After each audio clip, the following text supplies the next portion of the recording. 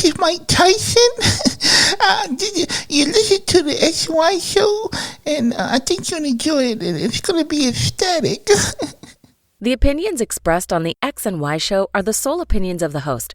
Please note, there is no intentional desire to offend any member of the listening audience. With that said, if you still feel offended, tough shit. It's time for the X and Y show with your host, Mr. Roosevelt. He talks about man topics, lady topics, and relationships. He talks about love, sex, and infidelities. He even gives good tips. There is no other show that compares to the X and Y show. Oh yeah. Sit back, take your clothes off, and relax.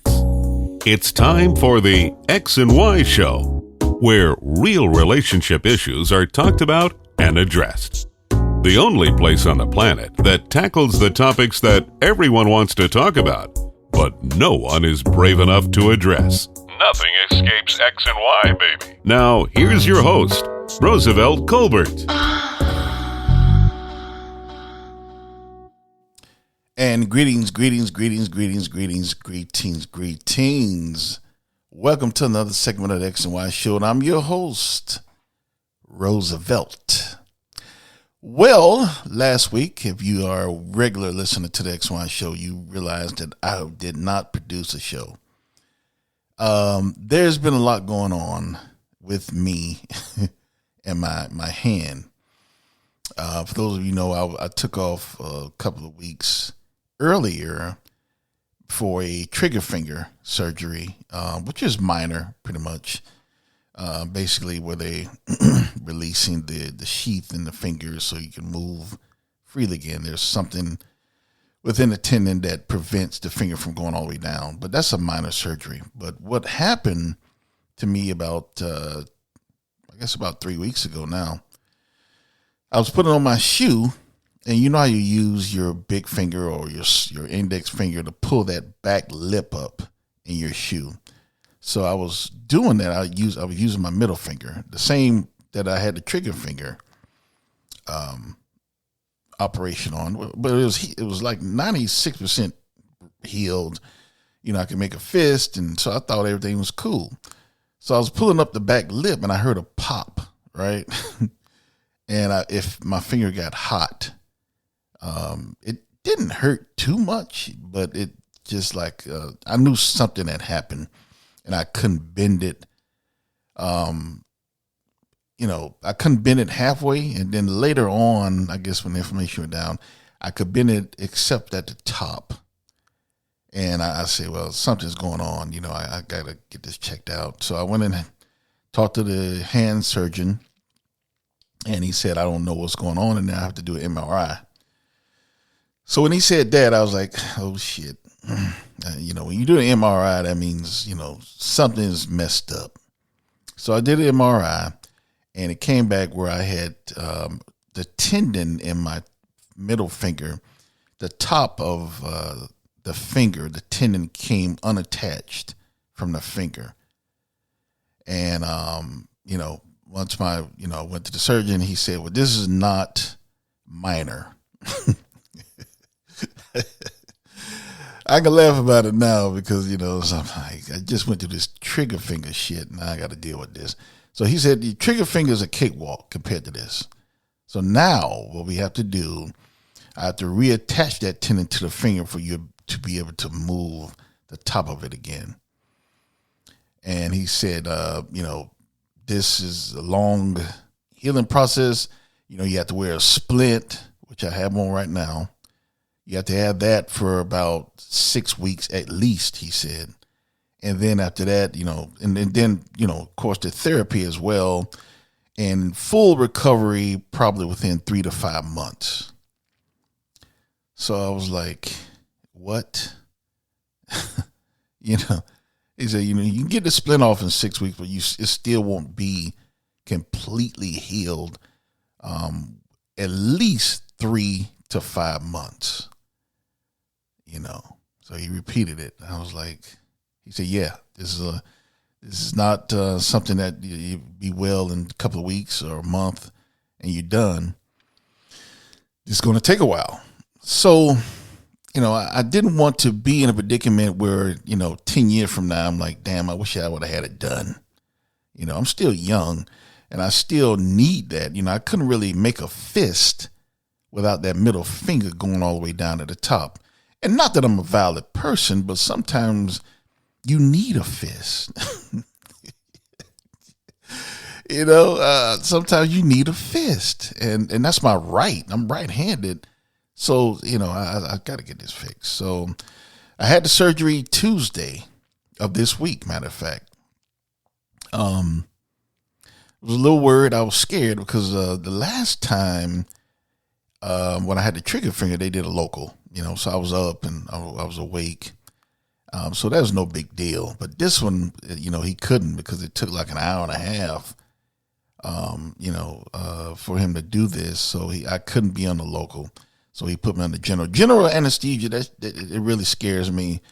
That stuff is powerful because you have no control, basically. That's the same stuff as Michael Jackson used to use just to sleep. Ended up dying from. That anesthesia is no joke. So it scares me, even though this was no operation like heart surgery or gallbladder or, something extremely major like shoulder repair and all of that. But it's still, when you're going on a general anesthesia, it scares me because there's no control. You might not come back. So I had to do that. I had to get it. That really worried me more than the surgery. But it's a pretty intense surgery. If you look it up online, look under Jersey finger. That's what I had, a Jersey finger surgery. And they pretty much mutilate the finger to get to that tendon in order to pull it back up to the finger and then reattach it through stitches. And then you got to be on a splint so you won't ruin the stitches. Then you have to go to therapy or, you allow the scar tissue to form and then you can't move it anyway. So it's intense, but I feel good. I actually feel better than when I had my trigger finger. It looked like this one is not bothering me as much. I don't know. Maybe it's psychological. I don't know. It's not bothering me as much. But I think one big reason is this time for the inflammation, I'm taking ibuprofen. The last time for the trigger finger, I was taking the Proxen, which is more like a leave. Ibuprofen is like Advil, for those of you who don't know. For me personally, I don't know, you might be different, but naproxen, yes, it works longer, 12 hours, they say. But to me, it's not as effective as the ibuprofen. Ibuprofen only lasts about 6 hours, but during that 6 hours, it's really punching. Where the naproxen, it works 12 hours, but it's like slightly tapping, because it works 12 hours, but the taps are lighter. Where the ibuprofen only works 6 hours, but the taps are much heavier. And I think that works better for me. So that's why I did ibuprofen this time. But to each his own, you might be the opposite for me. But anyway, it's doing well. It's not hurting or anything. I'm wearing this splint, getting used to it, doing the therapy. And I know, 6 weeks will be gone before you know it. I get this splint off and then just go through regular therapy. So that's why I did not do a show last week. It was just too much going on. This time Sunday, I was really worried about the surgery. Not because of the surgery, but being put out with anesthesia. That is something that I don't like to do. I can't believe Michael Jackson used to do that daily just to go to sleep. That's scary. But anyway, that's why. So wish me luck. If you're a woman, if you can send me some nude pictures, that'll help me recover a lot quicker.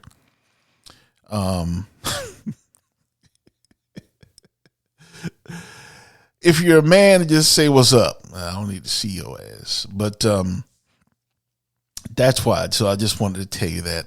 But something I wanted to talk about from my experiences that I've been going through this week.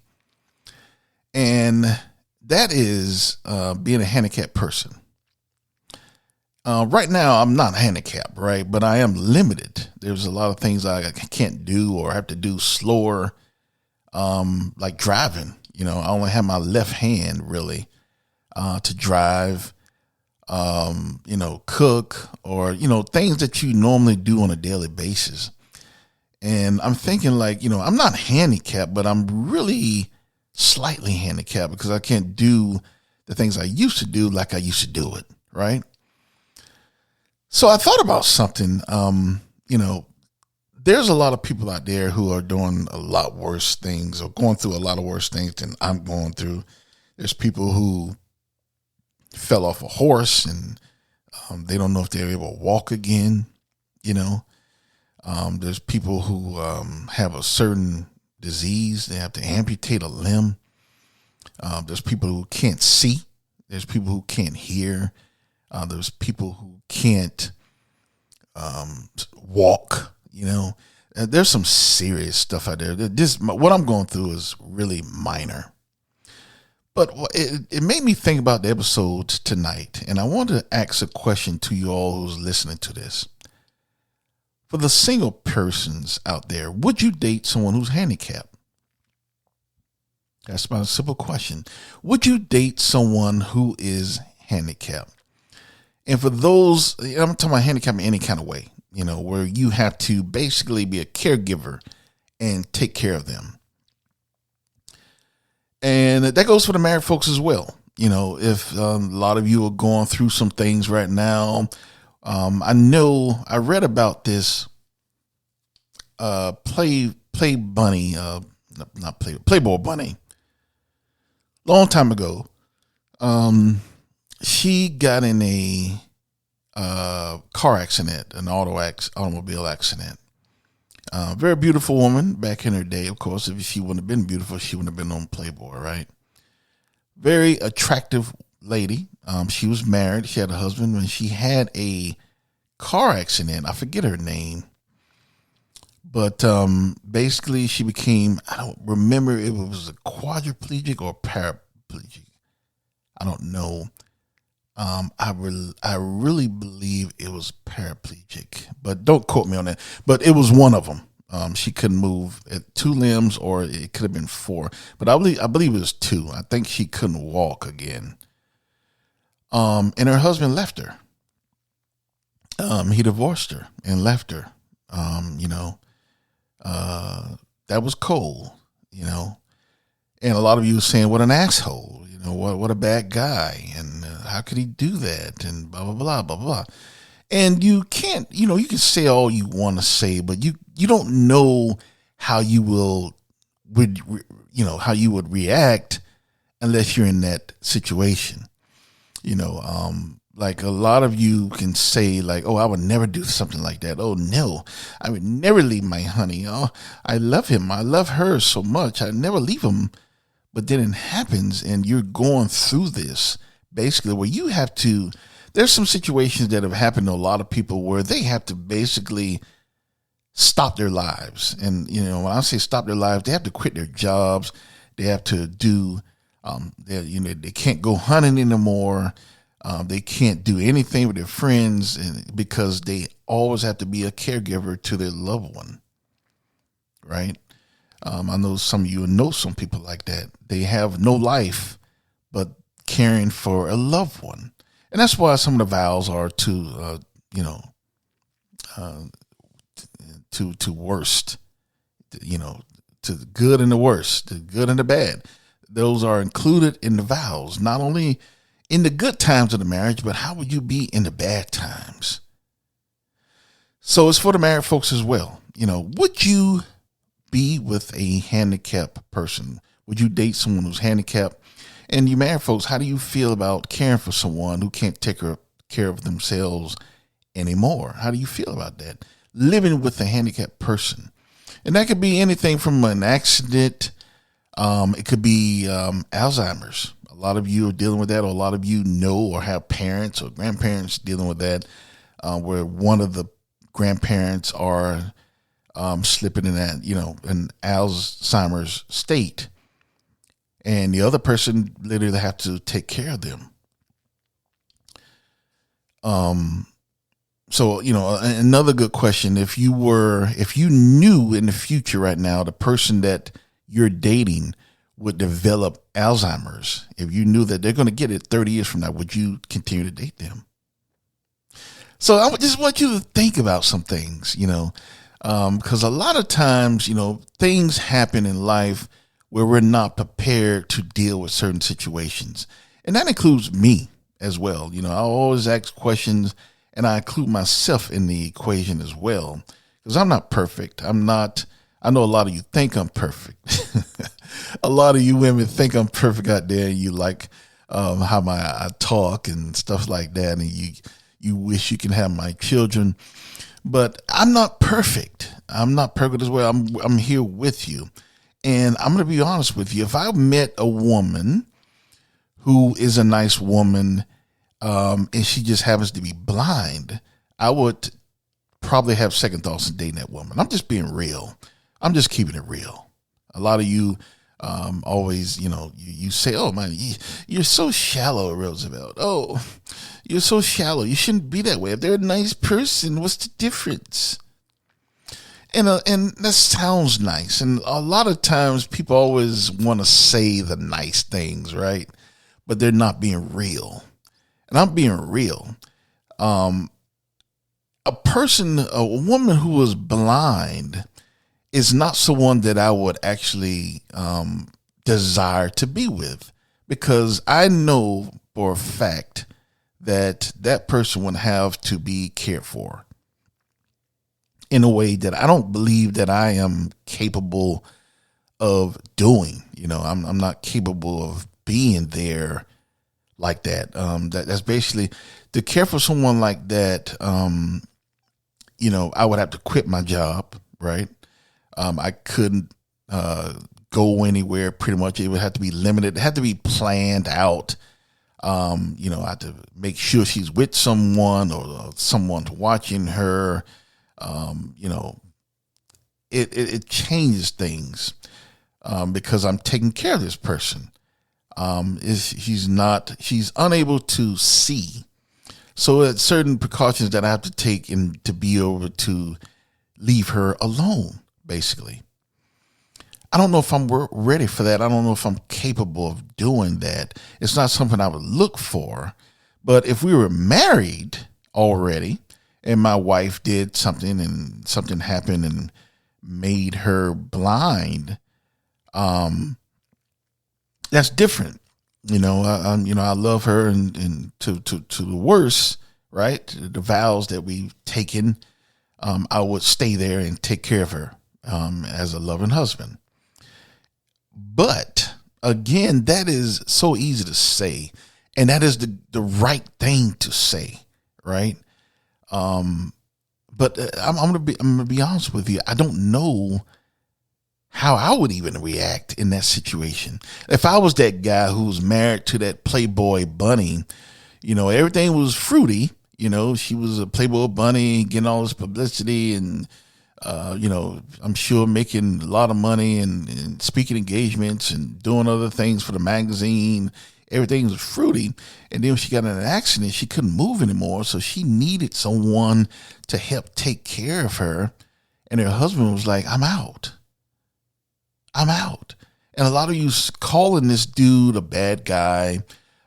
He sucks. He's shallow. But you have to step back and just think about it for a minute.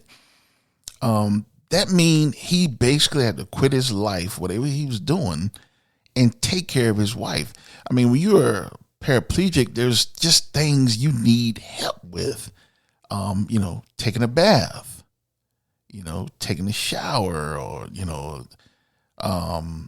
moving around in the house, wiping your ass. I'm just being real. There are things that certain people are going to need help with.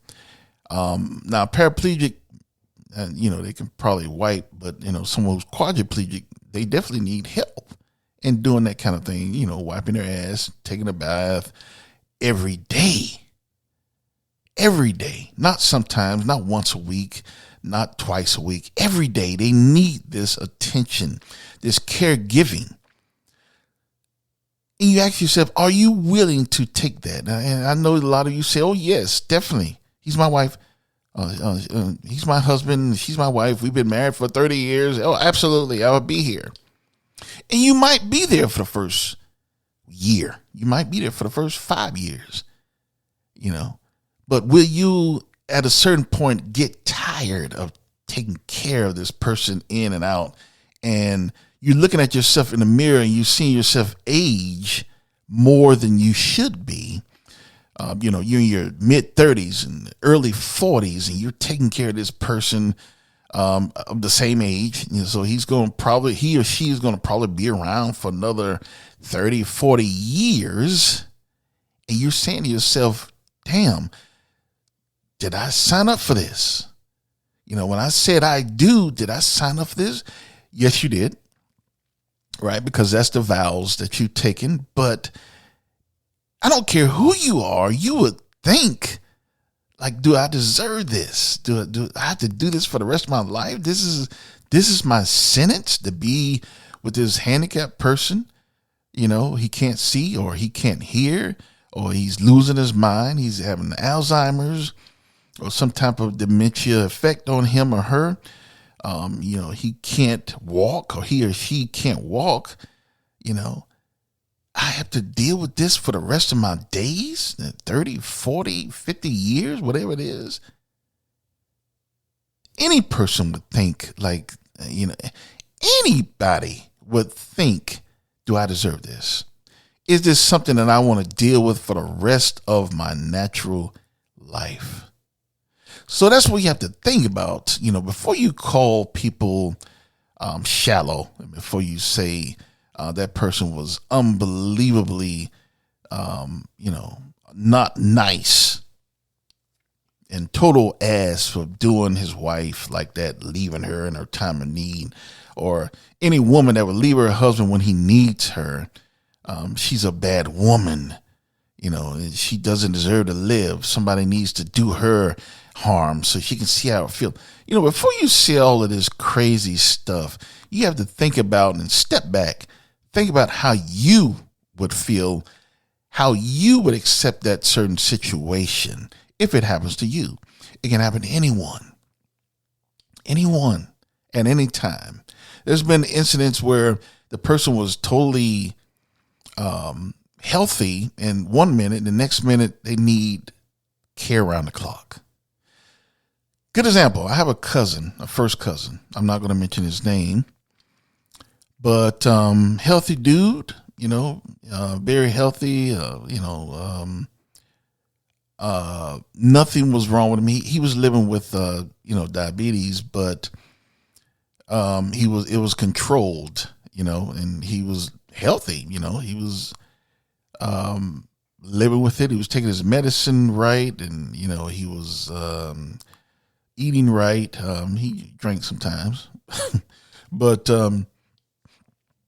for the most part, he was doing everything like the book. He was living with diabetes, which a lot of people do, living, the best as he can. He was healthy. He was pretty much healthy. He retired from his job after like 30 years. And then maybe a year or two later, he had a stroke. And now, he lived through the stroke, but he needs care, because as a stroke, it can affect someone differently. Sometimes they can't walk anymore. Sometimes their left side is messed up, or the right side is messed up, or their mouth slope, or their mind is not what it used to be, and it needs to be conditioned, and therapy, and psychiatric therapy and all kind of stuff. But, from a stroke, you might not ever come back like you were. And right now he needs care. He needs care around the clock. And he has a good wife because she's there, she's taking care of him but he needs help with everything. Do you hear me? Can you dig it? He needs help with everything, and I'm talking about taking a bath. I'm talking about wiping his ass. I'm talking about putting his clothes on. I'm talking about eating.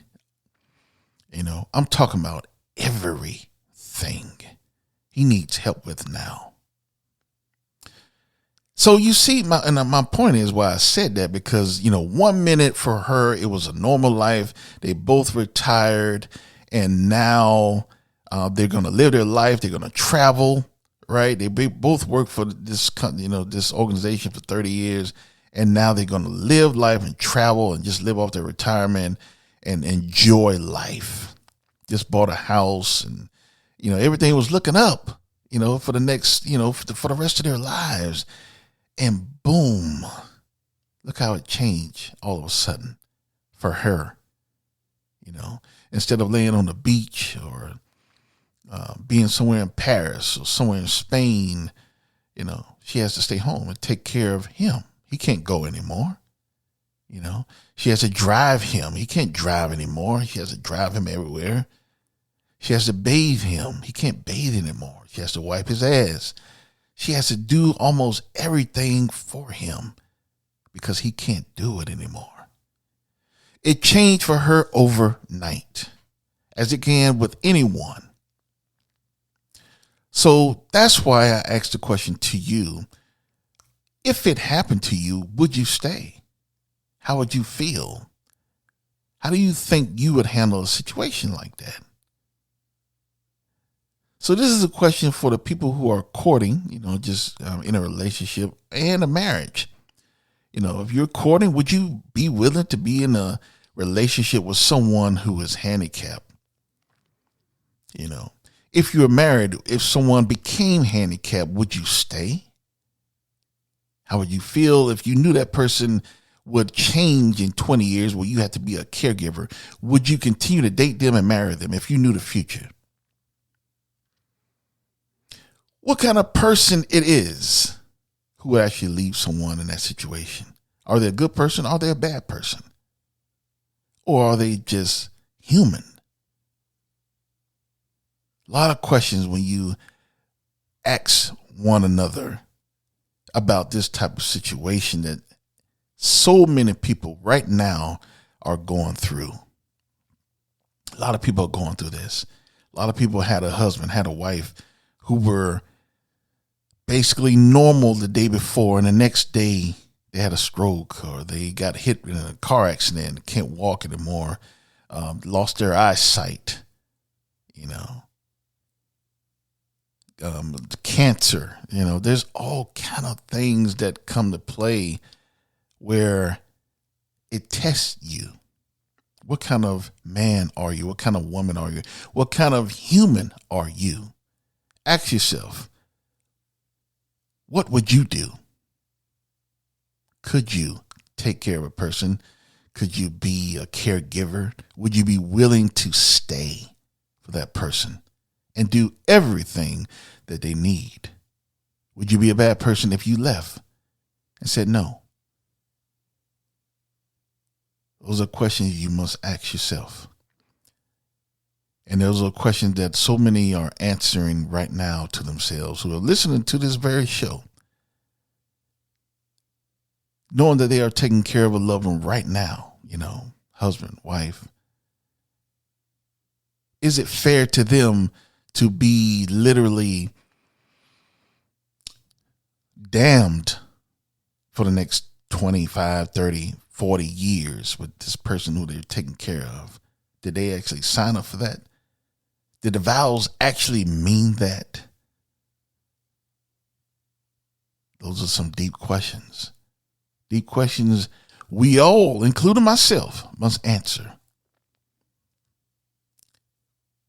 But the real thing is we cannot answer until the point that we go through it. You can say anything now to look pretty. Oh, no, I would never leave. I would never leave him. Never leave her. Never. I'm here. I'm not shallow. I would date someone who's blind. What's the difference? be real. Anyway, it's just something I want to rap to you about. Think about that. So many people are going through that right now. Some of you are going through it right now. And if you stay with a person, that's good. If you left a person in the past, I'm not saying that's good or bad. All I'm saying is that's human. Anyway, hope you enjoyed tonight's episode of the X&Y Show. Be sure to check me out next week. Next week, I can't believe we are in the Burr months. Can you believe that? I just said that this month will take. August always warp speed by. And it seems like it's August 1st, and then the next time is August 31st. This is the last week of August, and we're going to be in the Burr months. Can you believe it? We are in the Burr months. For those of you who don't know the Burr months, this is my favorite time of the year. September, October, November, my birthday, and December, of course, and a lot of you, this is the best time of the year. My birthday, Thanksgiving, and the Hoop de Gras Christmas. This is the best time of the year, the Burr months.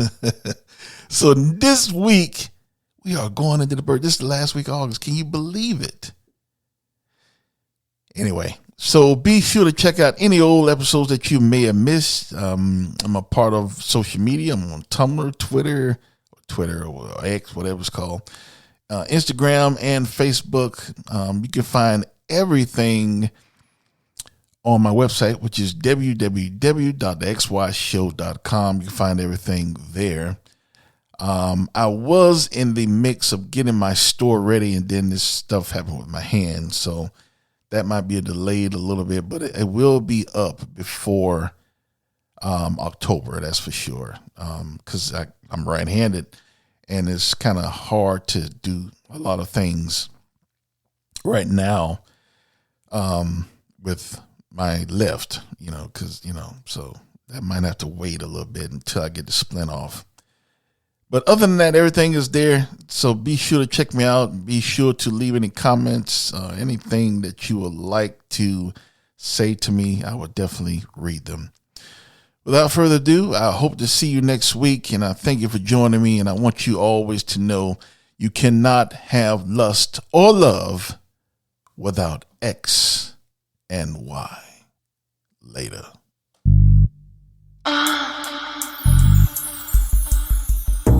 You've been listening to The X and Y Show with your host, Roosevelt Colbert, the place where real relationship issues are talked about and addressed. Join us next time. You can now put your clothes back on. Or not.